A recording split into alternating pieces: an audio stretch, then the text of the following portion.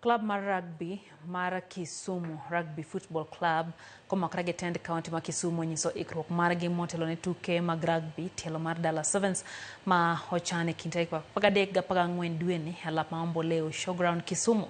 Kane giwuoto kromo gi gavana ma Kisumu Profesa Nyang'nyong, jotend club mar Kisumu Rugby nowacho ni chenro mag dongo tuke mag rugby e kind rawere ka gilalo ni rawere biro bedo gi tuke margi chieng' tich abich motelo ne tuke mag klepe madongo.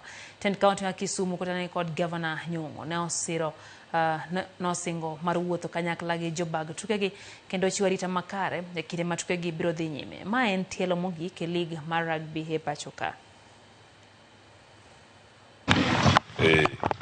Kamigoyo mpira to wang' ne wagoyo picha go iluongo ni rugby kisungu ma jomotegno man gago gi ema nyalo goyo kaka nyani.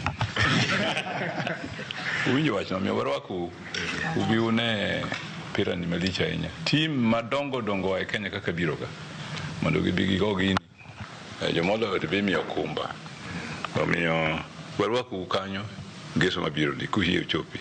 So apart from that, we also have an age grade bit of it. So on Friday, the 12th of September, we'll have a kids rugby. We're really focusing on making sure we empower kids early to play rugby. So atakuwa at Kisumu Polytechnic, mkuje support our kids also. To waikore, nitie arita maber, kendo nitie chiemo mang'eny, kendo nitie tuke mang'eny. Costa Ojwang donjo kanyo, kendo bro medo miyo budhono bedo maber zaidi. Kendo on Sunday bang' tuke wan gi Odongo Swag be biro kanyo. Warwako udala.